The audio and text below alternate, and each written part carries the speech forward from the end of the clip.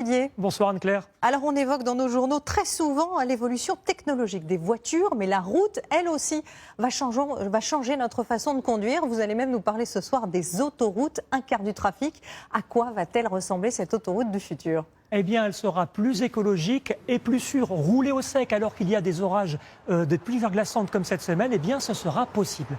Regardez cette expérimentation qui sera menée dans 3 ans en Allemagne. L'idée, c'est de couvrir toutes les autoroutes avec des panneaux solaires. Alors des panneaux d'un nouveau genre. Pas ceux que nous connaissons aujourd'hui qui sont opaques, mais des panneaux qui seront transparents pour laisser passer la lumière et ne pas gêner la visibilité des conducteurs. Alors il y a 2 avantages à ce système. D'abord la sécurité, on l'a dit, les panneaux seront inclinés, ce qui fait que la pluie par exemple sera évacuée sur le côté de la route.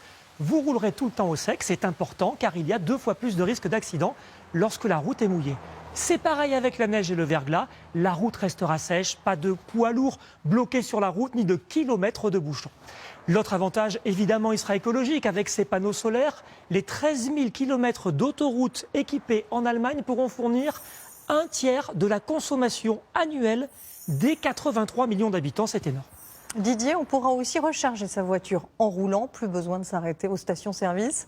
Oui, à condition que votre véhicule électrique soit compatible. Compatible avec quoi? Eh bien, avec les voies qui seront électromagnétiques. Donc, vous roulerez et votre voiture se rechargera instantanément grâce à l'induction. C'est-à-dire que l'énergie sera stockée dans la route et grâce au contact avec la voiture, elle remontera dans votre véhicule. Alors, d'autres systèmes sont également à l'étude, notamment des mini-éoliennes qui seront placées le long des routes et qui vont récupérer le vent généré par le passage des voitures et le transformer en électricité. Et puis le revêtement de la route lui-même est aussi au cœur des recherches des scientifiques. Oui, est-ce que vous avez déjà entendu parler du biobitume?